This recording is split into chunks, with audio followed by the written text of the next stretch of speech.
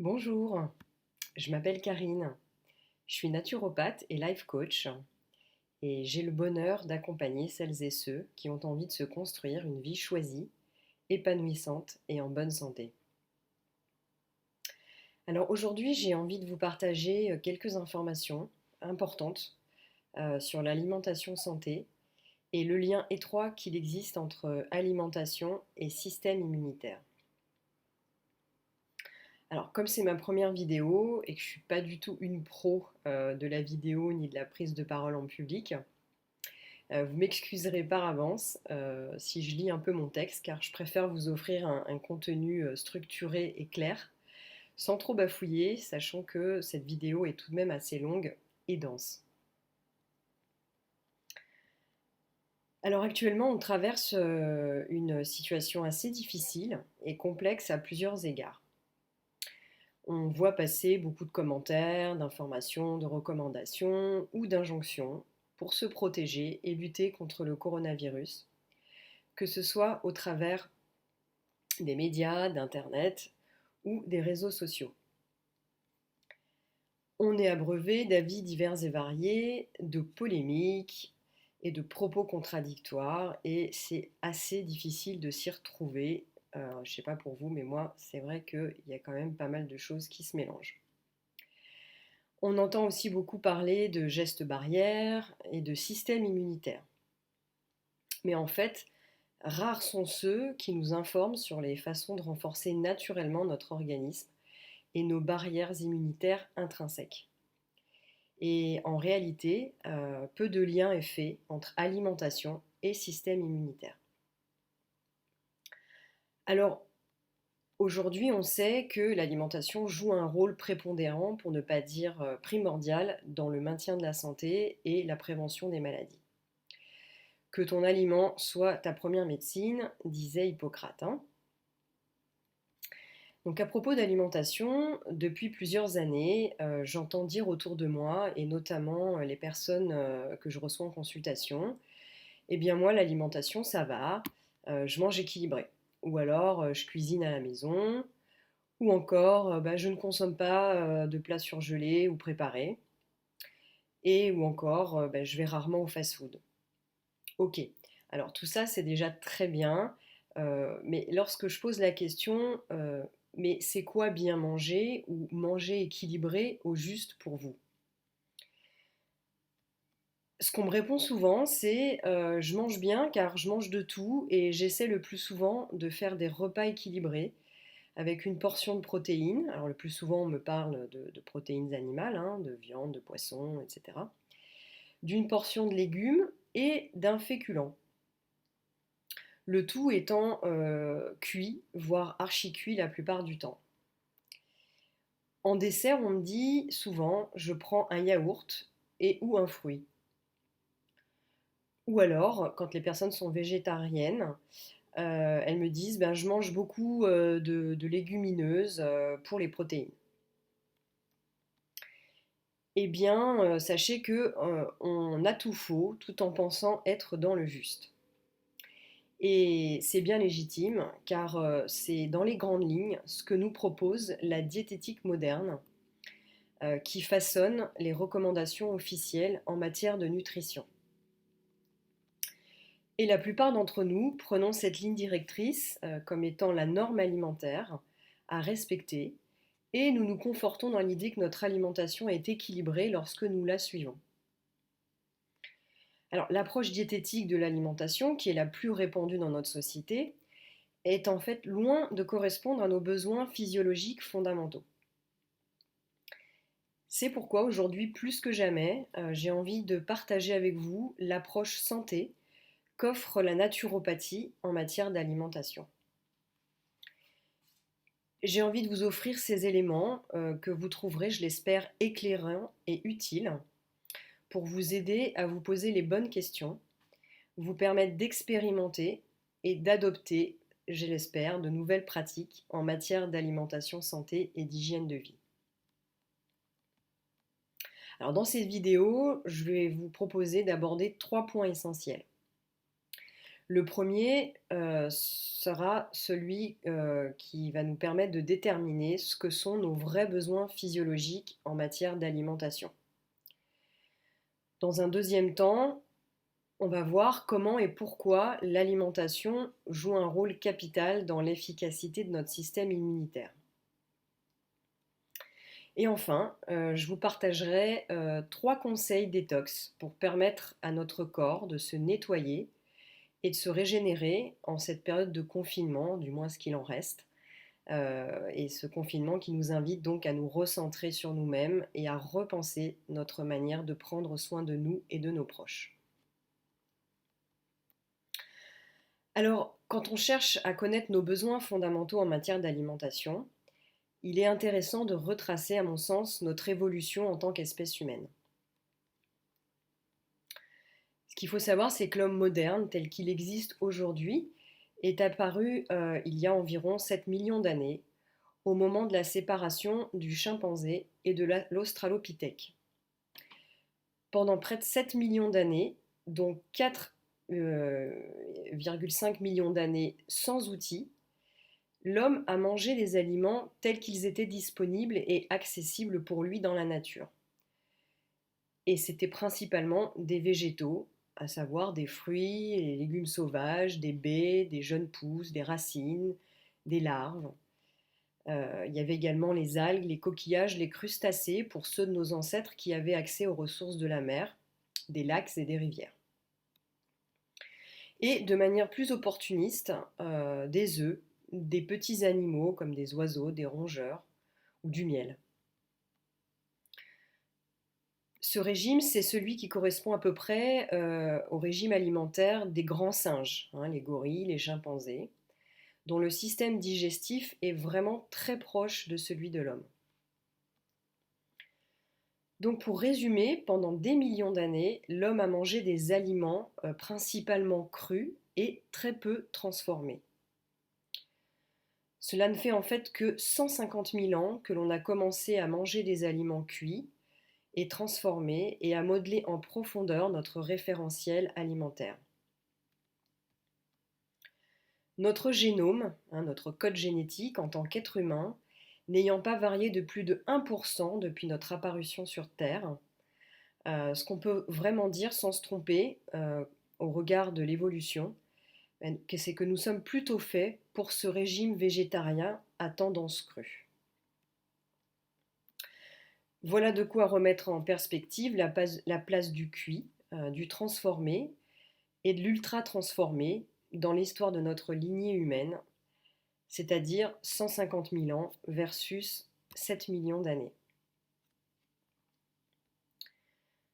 Donc plutôt que d'affirmer que l'homme est omnivore et fait pour manger de tout, basons-nous plutôt sur les données, les travaux nombreux, travaux de recherche scientifique qui ont mis en évidence les pratiques alimentaires humaines depuis que l'homme est homme, et interrogeons-nous sur nos besoins physiologiques pour mieux définir quel type d'alimentation est faite pour nous.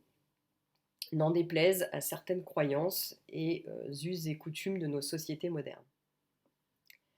Lorsqu'on aborde l'alimentation santé et l'immunité, on fait obligatoirement le lien avec nos intestins. Car nous savons aujourd'hui qu'ils sont responsables de 80% de notre système immunitaire. Notre flore intestinale, que l'on appelle de nos jours le microbiote, c'est un écosystème d'environ 100 000 milliards de micro-organismes. Il est composé de centaines d'espèces différentes de bactéries, de levures, de champignons et de virus, ce qui représente 10 à 100 fois le nombre de nos propres cellules. Cet ensemble de micro-organismes utiles s'équilibre pour permettre l'efficacité de notre digestion et celle de notre système immunitaire. Il faut vraiment bien comprendre que nous sommes davantage bactériens que cellulaires et que nous vivons depuis toujours en symbiose avec nombre de bactéries, de levures, champignons, virus.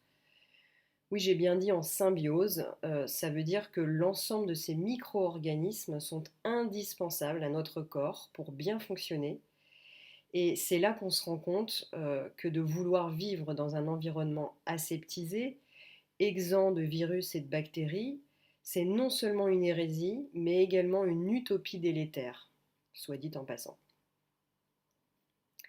Donc plutôt que de faire la chasse aux sorcières, hein, dans ce cas-là les virus et les bactéries, ce qui est plus important, c'est de savoir comment je rends mon organisme naturellement plus fort et plus résistant aux agents infectieux et pathogènes. Et cela passe à 80% par notre système intestinal. Alors en effet, il y a beaucoup de maladies qui surviennent lorsqu'il y a déséquilibre du microbiote intestinal. C'est ce qu'on appelle la dysbiose intestinale. Elle entraîne un dérèglement de notre système immunitaire et permet à des agents pathogènes de se multiplier et de franchir la barrière protectrice de nos intestins.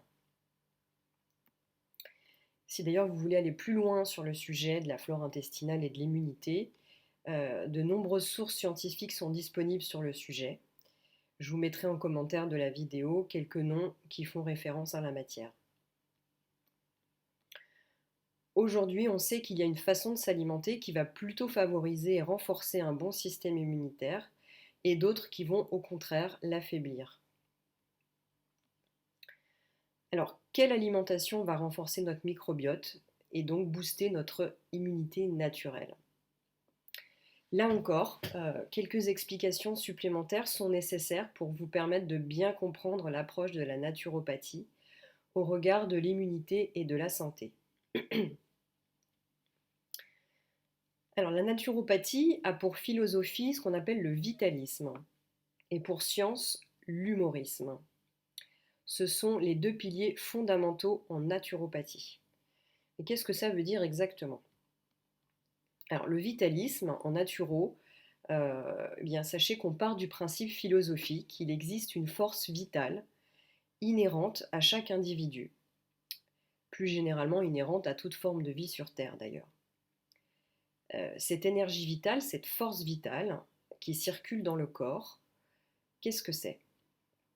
Et bien, ce qu'on sait, c'est qu'elle n'est pas le fruit d'une réaction physico-chimique, ça c'est plutôt la vision calorique de l'énergie vitale, et ce n'est pas non plus une énergie qui viendrait de la volonté, donc de notre psychisme. C'est une force vitale que l'on conçoit comme intelligente et qui circule dans tout le corps.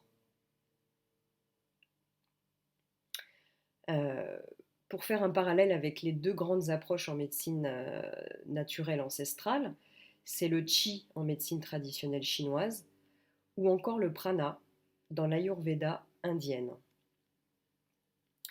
Cette énergie immatérielle de vie préside à la fois à la préservation de la santé et à la normalisation permanente de tous les paramètres biologiques.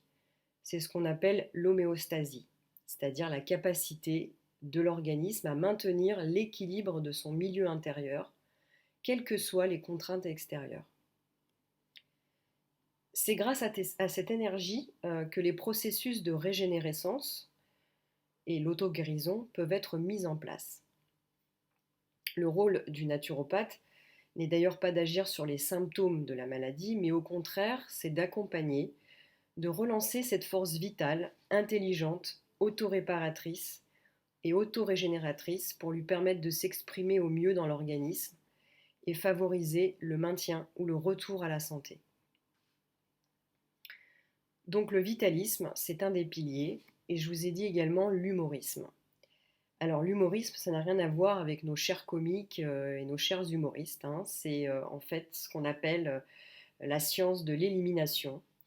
Le naturopathe s'attache tout particulièrement à veiller à la pureté de nos humeurs. Voilà, les humeurs, ce sont, au sens hippocratique du terme, les liquides de notre corps, représentés par le sang, la lymphe et les liquides cellulaires. Nos cellules baignent dans nos humeurs, hein, dans les liquides de notre corps. Ces liquides transportent les nutriments et l'oxygène indispensables au fonctionnement de nos cellules. Et ces liquides drainent également les déchets vers nos portes de sortie que sont nos organes d'élimination, les reins, les intestins, la peau et les poumons. On parle de science de l'élimination ou encore d'hygiénisme, car c'est un point fondamental en naturopathie qui considère que la maladie provient de l'encrassement de nos humeurs, c'est-à-dire quand la quantité des surcharges, des déchets, dépasse la capacité de l'organisme à les éliminer. On a pour ce faire toute une panoplie d'outils et de techniques naturelles pour favoriser l'élimination des déchets et des toxines qui proviennent à la fois de notre alimentation, mais pas que, car vous savez sans doute que nous sommes exposés à différentes toxines et autres perturbateurs hormonaux euh, qui entrent aussi en considération. Il y a notamment la pollution de l'air, de l'eau, les composés ou les additifs chimiques qui sont présents dans nos aliments, mais également dans nos cosmétiques, nos produits ménagers. Il y a également toutes nos ondes électromagnétiques, etc. etc. Mais tout ça, c'est encore un autre débat qui méritera d'être traité à part entière dans une autre vidéo. Alors, comment retrouver, entretenir, stimuler l'énergie vitale inhérente à chaque individu, puisqu'on vient de voir que c'est elle qui régit notre santé? Eh bien, tout d'abord, c'est en ayant une alimentation la plus riche en nutriments utiles et la plus pauvre en éléments encrassants et toxiques. Et ce, dans le but de faciliter les grandes fonctions de notre organisme que sont la digestion, l'assimilation, la circulation et l'élimination. L'encrassement est responsable de la perturbation de nos grandes fonctions organiques et lorsque nous sommes saturés de déchets, on sature par la même occasion la capacité adaptative de notre organisme.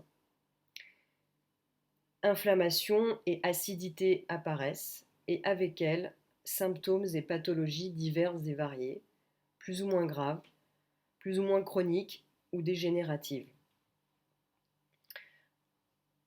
Il y a les rhumes, les affections ORL bénignes, les éruptions cutanées, les grippes, les bronchites, les allergies, les douleurs articulaires, l'hypertension, le diabète, les maladies digestives, le cancer, etc., etc., pour ne citer que quelques exemples.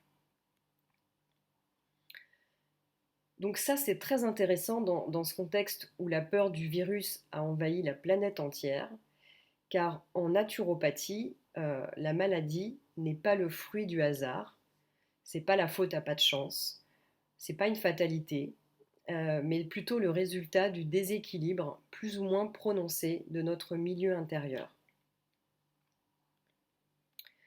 Donc j'espère qu'avec ce que je viens de vous dire, vous aurez bien compris à quel point il est vraiment primordial de permettre à notre corps de vider ses poubelles, entre guillemets. L'élimination est donc aussi importante que la qualité de notre alimentation. Et oui, on ne va pas se mentir, car même si on tend vers une alimentation adaptée à notre physiologie, aucun régime alimentaire n'est parfait et il y a d'autres sources d'encrassement, d'inflammation ou d'acidité. Les facteurs environnementaux, comme je vous le disais, mais aussi le stress, nos pensées et nos émotions en sont d'autres. Donc en naturo, on travaille également sur la sphère psycho-émotionnelle, sur l'origine psychosomatique de certaines maladies, car le lien n'est plus à démontrer aujourd'hui.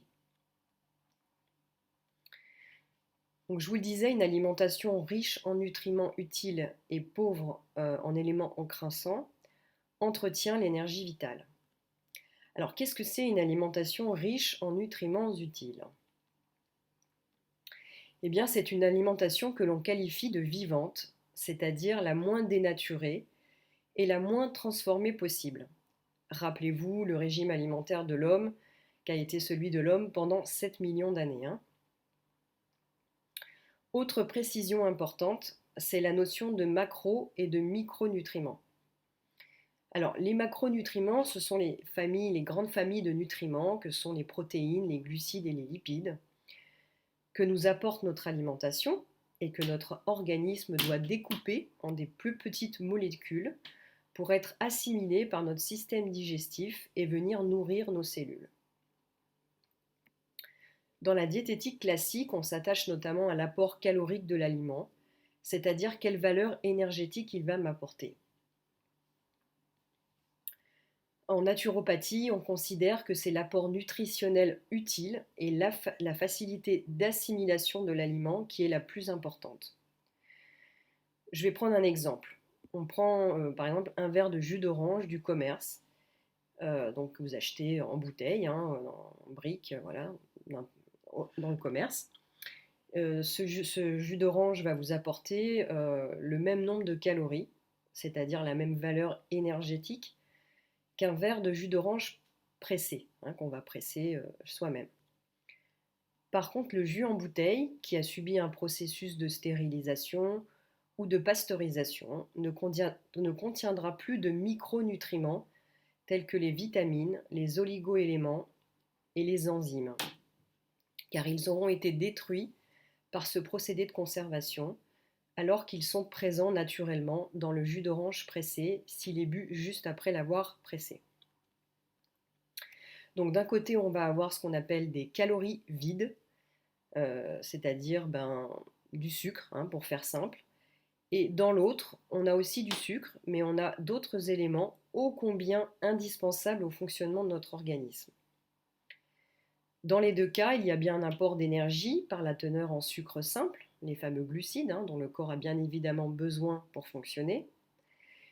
Mais d'un côté, on a du vivant, avec les vitamines et les enzymes digestives, et de l'autre, on a uniquement de l'eau et du sucre, qui sont contenus dans l'orange, mais plus rien de vivant, ou presque plus rien. Et cette logique, on peut la décliner pour tous nos aliments. Tout ce qui est cuit et transformé est mort. À savoir que à partir de 40 degrés, les enzymes digestives sont détruites. Les enzymes, c'est vraiment comme des petits ciseaux, ce sont des catalyseurs chimiques qui permettent à l'organisme de réduire à la plus simple structure moléculaire les nutriments pour pouvoir être assimilés. Donc ces fameuses enzymes sont détruites à partir de 40 degrés. À partir de 60 degrés, ce sont les vitamines qui commencent à être détériorées.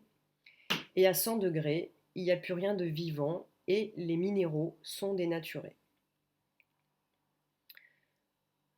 Alors ces aliments cuits ou transformés sont dénaturés, comme je vous le disais, et ils demandent un gros effort à notre système digestif et un surcroît de travail à nos organes d'élimination, car le corps doit pallier le manque de micronutriments qui auront disparu avec les procédés de transformation et de cuisson, et il doit aussi éliminer davantage de déchets.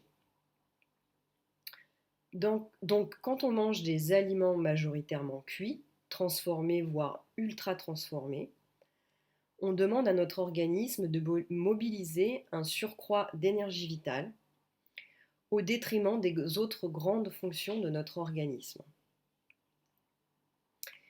C'est une distinction fondamentale et c'est tout l'enjeu de l'approche vivante de l'alimentation et de la santé. Alors, quels sont les grands principes de l'alimentation santé, hein, celle qui va grandement contribuer à la richesse et à la diversité de notre flore intestinale, et donc contribuer au bon fonctionnement de notre système immunitaire? Eh bien, tout d'abord, il y a un premier grand principe dans cette alimentation santé et vivante, qui est celui des 3 V. 3 V pour végétal, varié et vivant. Alors, qu'est-ce qu'on entend par végétal? C'est évidemment principalement tous les fruits, tous les légumes frais, de saison, crus et si possible bio, ou le moins traités possible. Vous savez, il y a une idée reçue qui dit que les végétaux ne contiennent peu ou pas de protéines. Eh bien, c'est en réalité tout le contraire. Et les protéines contenues dans les végétaux sont en fait bien plus assimilables et bénéfiques pour nous que celles issues des produits animaux. Nombre de sportifs de haut niveau d'ailleurs sont végétariens. Carl Lewis, les sœurs Williams, championnes de tennis, le boxeur Mike Tyson, pour n'en citer que quelques-uns. Vous pouvez à ce sujet regarder un documentaire intéressant qui s'appelle Game Changers, qui montre que les performances des sportifs sont vraiment améliorées grâce au régime végétarien. De quoi bousculer certaines de nos croyances enfermantes et poussiéreuses qui me semble urgent de détrôner. Je vous mettrai le lien en commentaire pour ceux que ça intéresse. Alors pour autant, je ne fais pas l'apologie du régime végétarien ou vegan, au sens où beaucoup le pratiquent, avec notamment beaucoup trop de cuits, de céréales et de légumineuses. Les légumineuses, les pois chiches, les lentilles, les haricots, etc., etc. Parce que ça ne va pas non plus dans le sens de l'alimentation vivante dont je parle ici. Et voilà, et cette alimentation vivante, végétale, je la qualifierais plutôt de crudivorisme végétal. Cette petite parenthèse étant faite, je reviens à notre propos et j'ajoute que pour les fruits, il est indispensable de les consommer bien mûrs et non verts, car quand ils sont verts, ils deviennent indigestes et acidifiants pour l'organisme. On peut aussi parler de privilégier les fruits et légumes locaux, qui n'ayant pas ou très peu voyagé, seront plus riches en nutriments utiles vivants qu'un aliment qui a traversé la planète entière et qui aura sans doute été irradié et traité pour mieux se conserver et qui aura été inévitablement stocké longuement en chambre froide avant d'arriver dans notre assiette. Donc quand on parle de consommer principalement des végétaux, on parle aussi d'en consommer une grande variété, hein, donc c'est d'où le V de varié. Cette diversité est importante pour couvrir tous les besoins nutritionnels et profiter de la synergie nutritive des végétaux. Donc on a vu végétal, varié et donc vivant.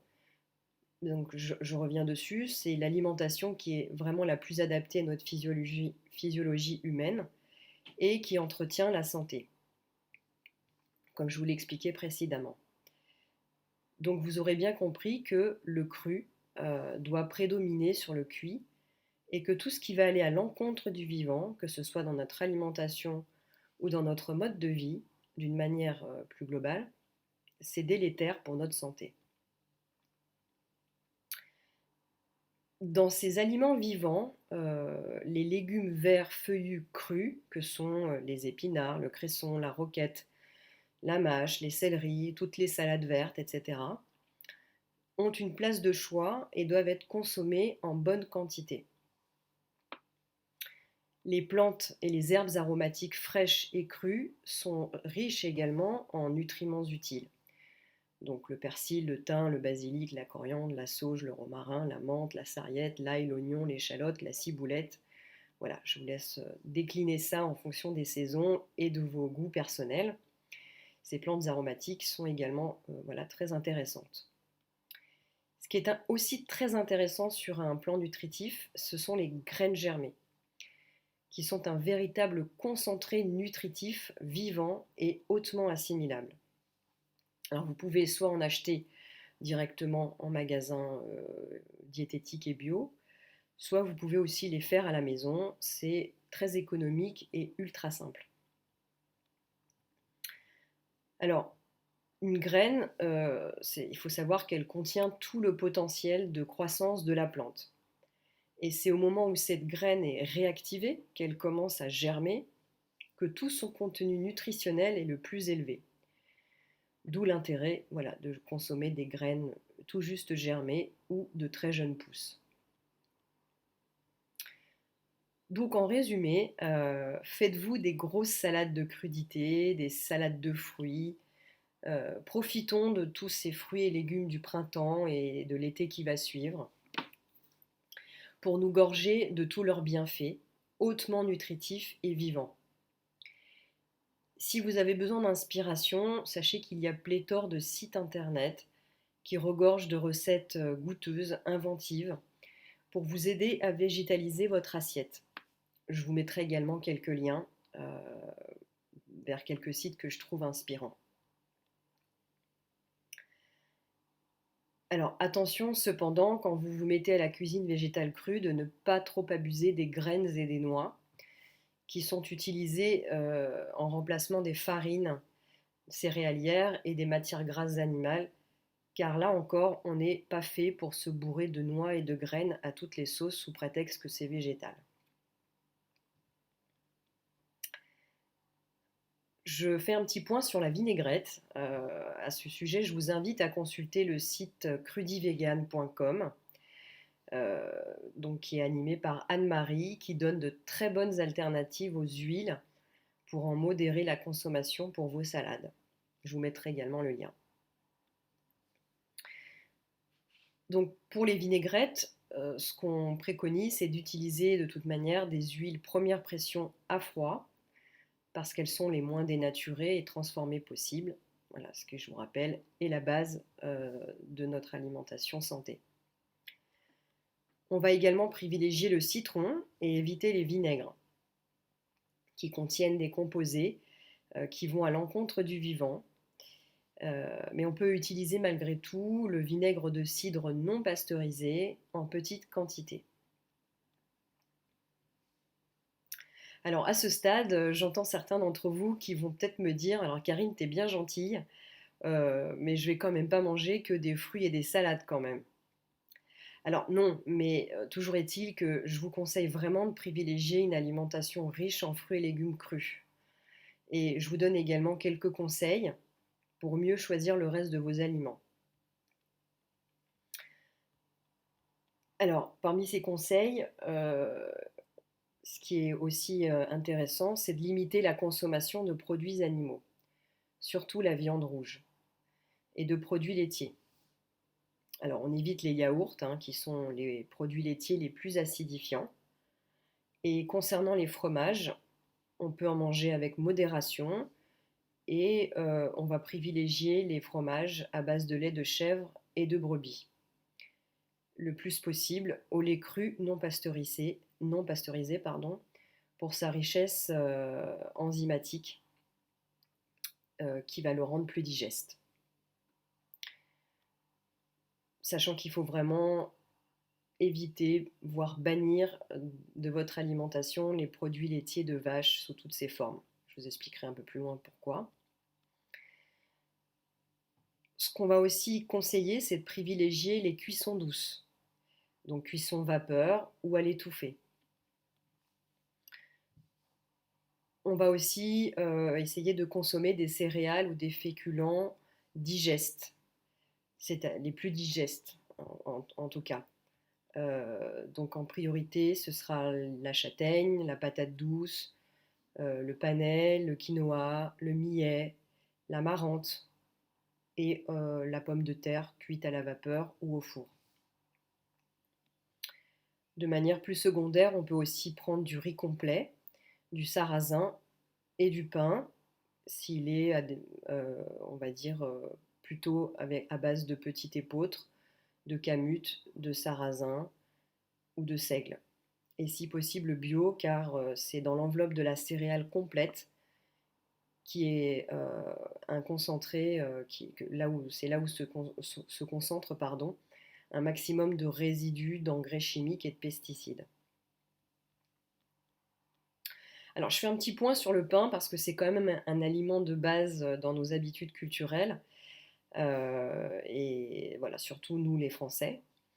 Alors au même titre que tous les autres produits à pâte levée, hein, donc qui utilisent de la levure, comme les biscuits, les gâteaux, les pizzas, il est bon de limiter sa consommation de pain, même sans gluten, même à base de farine complète ou de blés anciens. Il faut savoir que la levure qui est utilisée pour toutes ces préparations nourrit les levures qui sont déjà naturellement présentes dans nos intestins et qui, en trop grande quantité, perturbent l'équilibre du microbiote, ce qui a pour effet de générer de l'inflammation, de la fermentation et de l'acidité, etc., etc. Donc, si vous n'avez vraiment pas envie de vous passer de votre pain, ou si vous en consommez occasionnellement parce que ça vous fait plaisir, ben, je vous conseille de privilégier le pain au levain naturel, effectivement à base de farine de blés anciens comme le camut, l'épeautre, qui ont moins subi de manipulation génétique que notre pauvre blé moderne. d'utiliser du pain plutôt en monocéréales pour en faciliter la digestion, et élaboré dans les règles de l'art, c'est-à-dire où le temps de fermentation de la pâte a été respecté. Ce qu'on va aussi limiter, c'est la consommation de légumineuses. Donc les lentilles, les pois chiches, les haricots rouges, les flageolets, etc., etc. C'est ce que les végétariens consomment souvent parce qu'on dit que ce sont une bonne source de protéines. Alors oui, en effet, mais il faut savoir que ces légumineuses contiennent à la fois des protéines et des glucides, ce qui est assez indigeste. Je vous expliquerai aussi tout à l'heure pourquoi. Ce qui est aussi indigeste avec les légumineuses, c'est leur enveloppe fibreuse, qui est difficile à dissoudre par nos sucs digestifs, ce qui rend difficile d'accès les composés nutritionnels qu'elles contiennent. Là encore, ce sont des aliments qui favorisent la fermentation et l'inflammation intestinale. Donc, voilà, à consommer avec grande modération. Et ce qu'on peut manger, en revanche, ce sont les légumineuses sous forme de graines germées, en petite quantité. Autre point important, ça va être d'activer toutes vos graines et vos noix oléagineuses en les faisant tremper dans de l'eau de source pendant 6 à 8 heures en fonction de la graine. Pour les amandes et les noix, on les fait tremper 8 heures et puis ensuite on jette l'eau de trempage et on les rince. Pour la noix de cajou, c'est plutôt 4 heures à 6 heures. Voilà, il existe aussi des tableaux indicatifs sur la durée de trempage. Vous pouvez retrouver ça aussi facilement sur Internet. Alors pour certaines graines, que sont le lin ou le chia, qui sont très intéressantes au niveau nutritionnel, il faut savoir qu'elles forment un mucilage au contact de l'eau, c'est-à-dire qu'elles gonflent et forment comme un gel. Elles doivent être soit consommées sur cette base, soit moulues. Sinon, elles ressortiront dans vos selles comme elles sont entrées, car notre système digestif ne peut pas les assimiler telles quelles. Alors, faire tremper ces noix et ces graines, c'est important d'une part pour faire passer la graine de l'état de dormance à l'état vivant, en réactivant sa germination, comme je vous l'ai expliqué tout à l'heure, et potentialiser ses propriétés nutritives. Et d'autre part, on profite aussi de cette opération pour les débarrasser des enzymes de dormance qui les entourent, car ces enzymes sont des inhibiteurs de vie pour que la graine se conserve indéfiniment en l'état. Ces inhibiteurs de vie nuisent à nos propres enzymes digestives et on l'a vu tout à l'heure, tout ce qui va à l'encontre du vivant est néfaste pour notre santé. Un autre point important est celui de l'eau. Alors, on conseille aussi de boire une eau de source faiblement minéralisée dans l'alimentation en naturo.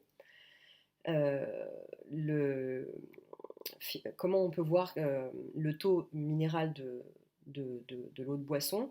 C'est ce qu'on appelle le résidu à sec que vous pouvez lire sur l'étiquette des bouteilles. Évitez tant que possible l'eau du robinet qui contient entre autres du chlore. Donc le chlore, c'est quand même un désinfectant, un antiseptique, donc c'est anti-vie. Et tout un tas d'autres résidus chimiques qui ne sont pas non plus très souhaitables de rajouter dans notre organisme. Vous pouvez vous renseigner, il existe pas mal de systèmes de filtration d'eau au robinet, avec ou sans cartouche. Il en existe plusieurs sur le marché. Là encore, je vous laisse le soin de vous documenter sur le sujet, sachant qu'il n'existe pas de système de filtration parfait. Mais voilà, à vous de voir ce qui est le plus adapté pour vos besoins et par rapport à votre cuisine. Comment est configurée votre cuisine. Voilà ce que je peux vous dire concernant les grands principes au niveau de l'alimentation santé et vivante. Donc, ce que je voudrais maintenant vous partager, c'est 3 conseils pour activer le processus de détox. Donc vous vous rappelez, hein, j'ai vraiment insisté sur l'importance de l'élimination des toxines, parce que c'est indispensable pour optimiser les grandes fonctions de notre organisme et de notre système immunitaire. Donc je vais vous conseiller, je vais vous inviter à tester ces conseils sur les 3 prochaines semaines. C'est à peu près le temps du confinement qu'il nous reste. Voilà, sachant qu'un cycle de 21 jours, c'est ce qui est préconisé en naturopathie pour faire un cycle de détoxination et c'est une durée minimale pour pouvoir en mesurer l'effet bénéfique. Donc le premier grand conseil détox que je vous partage aujourd'hui, c'est de boire un bol d'eau chaude, additionné ou non de jus de citron mûr, à jeun le matin, au moins 30 minutes avant de manger. Alors l'eau chaude a pour vertu de réactiver en douceur les fonctions digestives qui ont besoin de chaleur pour bien fonctionner et de réactiver les fonctions hépatiques, ce qui a un effet drainant sur les toxines pardon, et qui permet d'activer le transit. Voilà, donc favoriser les éliminations. Alors le deuxième point important dans l'alimentation santé, c'est de veiller aux bonnes combinaisons alimentaires. Alors effectivement, tous les aliments ne se digèrent pas tous de la même façon, ne font pas appel aux mêmes circuits et aux mêmes enzymes digestives et n'ont pas la même durée de digestion. Donc le premier point très important, c'est de consommer les aliments qui se digèrent très rapidement, indépendamment des aliments qui se digèrent plus lentement. Et c'est le cas notamment des fruits frais, qui sont particulièrement adaptés à notre physiologie humaine, et donc que le système digestif va assimiler très rapidement. Si on mange des fruits en fin de repas, comme souvent c'est ce qui se passe, le fruit va stagner sur le bol alimentaire, et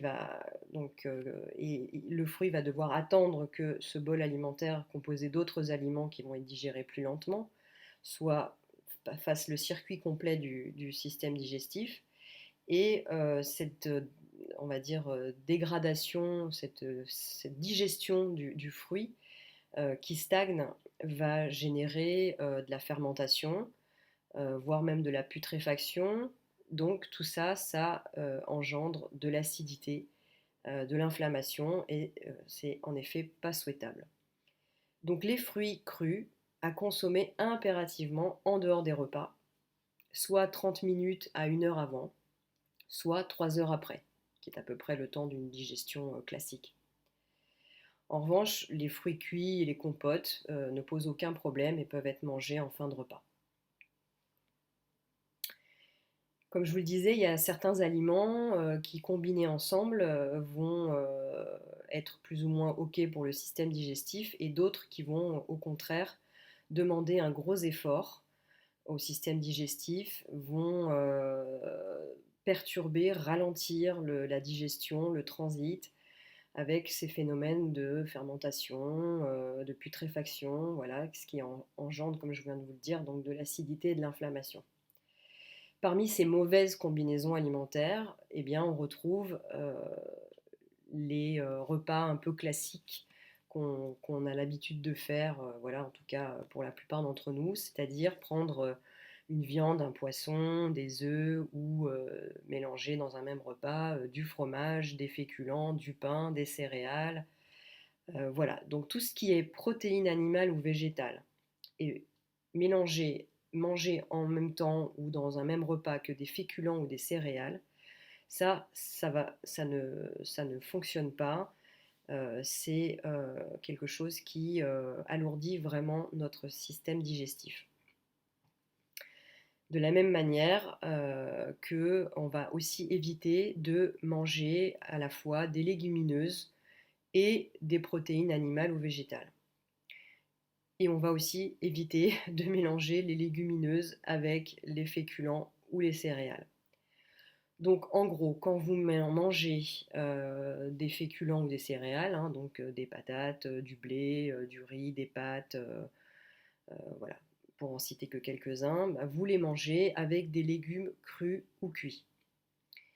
Quand vous mangez donc de la viande, du poisson, des œufs, du fromage, des produits laitiers ou des protéines végétales que sont les noix, les graines, etc., etc., vous les mangez également uniquement avec des légumes crus ou cuits. Voilà, on ne se fait pas d'assiette du type cuisse de poulet, pommes de terre, voilà, ou poisson et riz par exemple. Ça, on évite. Ou pain et fromage aussi, même si je sais que ça va être peut-être un peu plus difficile pour certains. Euh, voilà, donc ça c'est important. Euh, les légumineuses, donc vous allez pouvoir les manger aussi avec vos légumes crus ou cuits, hein, même si on dit bien qu'on les consomme avec grande modération, occasionnellement. Voilà, si c'est quelque chose que vous aimez. Donc, ce récapitulatif sur les combinaisons alimentaires, je vous le mettrai aussi dans les commentaires de la vidéo parce que c'est pas forcément évident, voilà, de tout bien comprendre, etc. Et qu'un support écrit sera bienvenu. Vraiment, j'insiste sur ce point-là parce que si vous avez tendance à avoir des lourdeurs digestives, hein, vous savez, le fameux coup de barre après le repas, que l'on tente souvent de compenser en prenant un petit café, hein, pour éviter la sensation de somnolence l'après-midi. Si vous souffrez de fatigue chronique, de douleurs gastriques ou intestinales, voilà, si vous avez des remontées acides, des ballonnements, des gaz, s'il y a certains aliments que vous avez du mal à digérer, ou si vous êtes sujet à la constipation ou aux diarrhées, eh bien vraiment, je vous invite, je vous encourage à tester voilà, la dissociation alimentaire, les bonnes combinaisons alimentaires. Parce que juste ça, vous voyez ce que ça peut produire comme effet positif sur tous les troubles digestifs. Moi, je peux vous dire que ça a vraiment radicalement changé ma digestion et que ça a vraiment aussi été vraiment révélateur pour beaucoup de personnes que j'ai pu accompagner. D'ailleurs, j'en profite pour faire un petit point, c'est-à-dire qu'en naturopathie, lorsqu'on a une alimentation adaptée à notre physiologie, on considère qu'un repas pousse l'autre, hein, c'est-à-dire que comme ça se passe dans la nature, pour les animaux sauvages qui instinctivement mangent des aliments qui sont parfaitement adaptés à leur physiologie. Donc ça veut dire quoi? Ça veut dire qu'en gros, si on fait 3 repas par jour, et qu'on a une alimentation adaptée à nos besoins physiologiques, on devrait aussi avoir 3 selles par jour. Alors quand on dit assez fièrement, bah, moi j'ai un bon transit, voilà, je vais à la selle tous les jours, eh ben, sachez qu'en naturo, c'est déjà une constipation.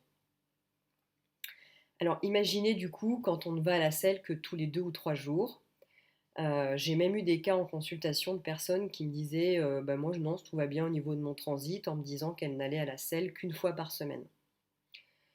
Alors là, en termes d'élimination des déchets, des toxiques, ben je vous laisse un petit peu imaginer voilà, tout ce que le corps, en n'ayant pas cette élimination vraiment très régulière, va devoir stocker. Bon, mon objectif, c'est pas de vous faire culpabiliser hein, ou de vous faire peur. C'est vraiment juste de vous montrer qu'avec des solutions simples et naturelles, comme respecter les bonnes combinaisons alimentaires, les problèmes digestifs, dans de nombreux cas, disparaissent spontanément. C'est vraiment pas quelque chose avec lequel on doit vivre. C'est pas, on ne doit pas vivre avec toute sa vie. Hein. C'est pas une fatalité. Mais je vous rassure, moi aussi, j'étais un petit peu sceptique au départ. Voilà, au début de ma formation en naturopathie. Euh, Parce que moi aussi, j'ai découvert qu'en allant une fois à la selle par jour, ben, que j'étais constipée, entre guillemets. Alors que je croyais moi aussi avoir un bon transit, mais je peux vous dire que vraiment, ça a été une révélation pour moi. Vraiment, fini les digestions à rallonge, fini les coups de pompe d'après les repas, les flatulences, voilà. que je prenais pour normal, ou enfin voilà, en tout cas que j'avais pas, je m'imaginais pas qu'on pouvait vivre sans ça. Le troisième conseil détox que je vais vous apporter maintenant, si vous avez envie d'aller vraiment un cran plus loin, ça va être de limiter ou de supprimer les aliments les plus encrassants. Alors, on en a déjà un petit peu parlé tout à l'heure, mais voilà, je vais vous faire une petite liste là de tous les aliments qui vont être le plus générateurs d'inflammation et d'acidité. Et en phase de détox, voilà, on peut dire aussi d'une manière plus générale dans sa vie, si ça ne vous dérange pas de ne pas les manger, mais en tout cas, sur un temps limité, essayez, voilà, dites-vous pour rassurer le mental que vous essayez de vous en passer pendant une phase de détox, voilà, à peu près 3 semaines. Alors, c'est quoi ces aliments hautement encrassants et acidifiants? Bah, c'est toutes les viandes rouges, voilà, les abats, le porc, les lardons, la charcuterie, les laitages de vache, hein. Il faut savoir que le lait, c'est un aliment de croissance, hein. Le lait, pour les mammifères, c'est l'aliment de croissance du nouveau-né. Donc en ce qui concerne le lait de vache, c'est fait pour les veaux qui vont devenir des vaches de 400 kilos. Donc pour nous, êtres humains, le lait de vache est beaucoup trop riche en tout et apporte beaucoup trop d'éléments, beaucoup trop de protéines. Enfin, c'est absolument pas adapté pour nos besoins à nous les humains. Ce qu'on va aussi supprimer, alors ça, ce que je vous conseille vraiment, c'est même en dehors d'une période de détox, c'est vraiment de supprimer ce produit-là définitivement de votre alimentation. C'est tout ce qui va être margarine et autres tartinables censés remplacer avantageusement le beurre. Ce sont vraiment des graisses ultra transformées, hyper toxiques. Donc vraiment, si vous avez envie de manger un peu de beurre, mangez un bon beurre de qualité, une petite noisette, etc. de temps en temps, et abandonner toutes ces margarines et autres pâtes à tartiner.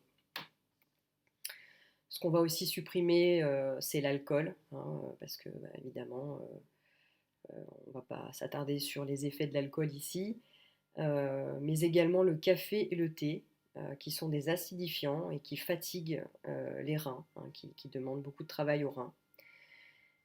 Ce qu'il faut aussi limiter, voire supprimer en période de détox, c'est le pain blanc, ou d'une manière générale dans son alimentation. Le pain blanc, les farines blanches de manière générale, donc les pâtes blanches, le pain blanc, voilà, qui présentent un index glycémique très fort, c'est-à-dire qui font augmenter très rapidement le taux de sucre dans le sang, ce qui a pour effet de fatiguer le foie et le pancréas, et ce qui favorise la prise de poids.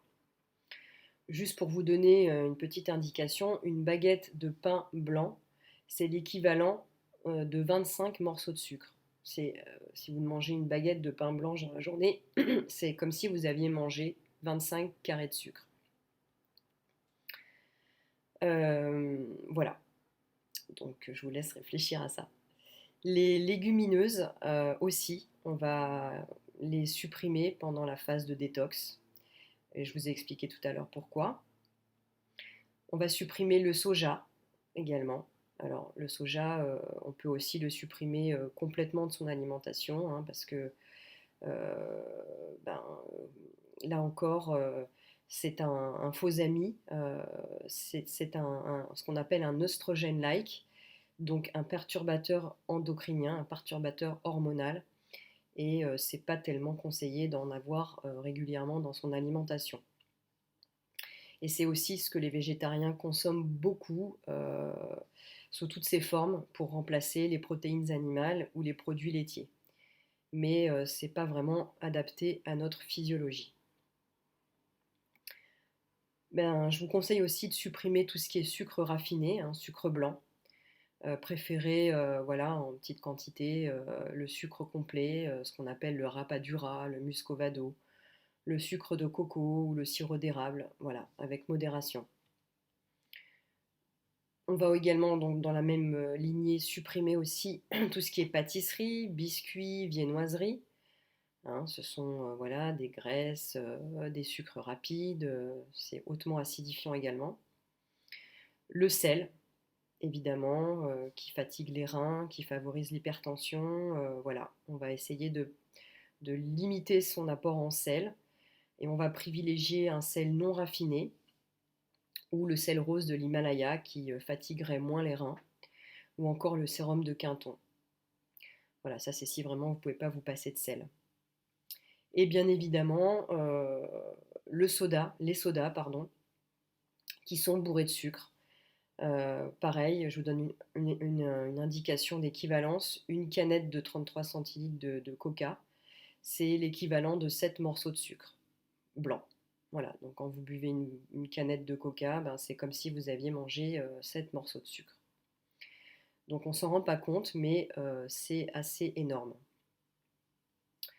Alors d'une manière générale, dans l'alimentation santé, mais a fortiori en phase de détoxination, ce qu'on va vraiment bannir, c'est les fours à micro-ondes, les OGM, les plats industriels, les aliments transformés, voilà, hautement transformés ou peu transformés, vraiment on va essayer d'en consommer un minimum, et aussi les fritures. Voilà, c'est à peu près tout ce que j'avais envie de vous partager aujourd'hui concernant l'alimentation santé, l'approche naturo, et en espérant que ça va vous permettre de faire le lien entre alimentation et système immunitaire. Pour certains, j'imagine que ce contenu est déjà assez riche et qui va sans doute vous demander de le réécouter si toutefois vous l'avez trouvé intéressant. C'est évidemment bien riche et bien dense, mais c'est vraiment des éléments qui sont indispensables à, voilà, à partager si on a envie de s'intéresser à l'alimentation vivante et à l'alimentation santé. Euh, et c'est une base, donc comme je vous le disais, parce qu'il y a aussi d'autres éléments qui interviennent dans le fonctionnement de notre système immunitaire, euh, comme la qualité de notre respiration, de notre sommeil, l'activité physique au grand air, la gestion du stress et des émotions, qui sont autant de facteurs importants. Voilà, on y reviendra sans doute peut-être dans d'autres vidéos. Euh, Parce qu'on ne peut pas tout dire, sinon ça sera un enregistrement qui va durer 3 heures.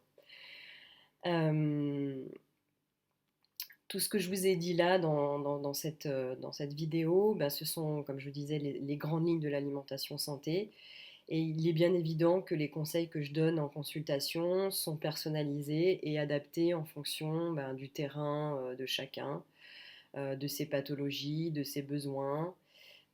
Oui, parce qu'en termes de besoins nutritionnels, un maçon, par exemple, ne va pas avoir les mêmes besoins qu'une secrétaire ou encore qu'un sportif de haut niveau, hein, c'est bien évident. Mais aussi de ses envies, de ses croyances, de ses motivations. Donc voilà, tout ça est à adapter en fonction de chacun. Mais en gros, vous avez là une base sur laquelle vous appuyez pour démarrer dans ce sens. En tout cas, vraiment, je vous encourage à profiter voilà, du reste de ce temps de confinement et puis surtout après également pour tester, expérimenter tous ces conseils. Mettez en place, voilà, essayez de supprimer certains aliments, essayez de le faire pendant une semaine, 2 semaines, 3 semaines, et voyez ce que ça génère chez vous, voyez les bienfaits que vous pouvez en retirer.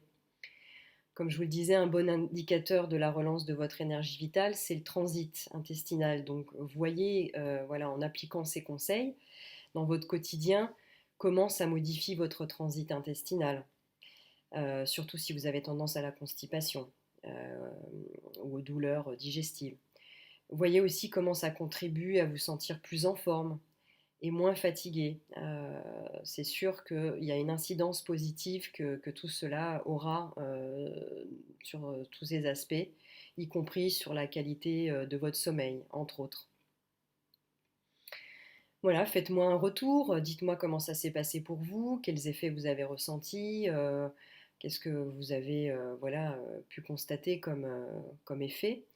Et voilà, je serais ravie de répondre aussi à vos questions. Encore une fois, vraiment profitez de cette période pour tester, pour expérimenter, pour vous documenter. Allez-y avec qui vous êtes, à votre rythme. Vous découragez pas. Allez chercher des connaissances et prenez appui sur des personnes qui vous inspirent pour vous aider à insuffler du changement positif dans votre vie et en particulier pour prendre soin de votre santé et celle de vos proches. Apprenez à renforcer votre organisme parce que c'est vraiment maintenant qu'on doit booster notre immunité pour pouvoir retourner à la vie normale avec plus de sérénité, de confiance euh, dans la capacité de notre fabuleuse machine qui est notre corps et qui a toutes les cartes en main pour vraiment rester en santé si on lui donne toutes les ressources et toutes les conditions nécessaires pour que puisse s'exprimer au mieux notre système immunitaire. Voilà, j'ai vraiment à cœur en tout cas de partager mes connaissances et mon expérience en santé naturelle à mon humble niveau, car je considère que vraiment seule la connaissance et l'expérimentation permettent de faire le tri voilà, sur tout ce qu'on entend, pour retrouver son libre arbitre, son autonomie vis-à-vis des choix que l'on peut faire pour entretenir sa santé. Euh, voilà, la connaissance ça permet, et l'expérience, ça permet vraiment de faire des choix éclairés, responsables, en conscience, euh, et ça permet vraiment de se baser sur la connaissance et l'expérience plutôt que sur de vieilles croyances. Voilà, donc écoutez, si ce contenu vous a plu, ben, pensez à le partager auprès des personnes de votre entourage que ça pourrait également intéresser. Je vous laisse également en commentaire un lien vers mon site internet si ça vous intéresse d'en savoir un petit peu plus sur moi et de me découvrir davantage. Et en attendant, ben, je vous souhaite ben, de bien vous porter et je vous dis à très bientôt. Bye bye.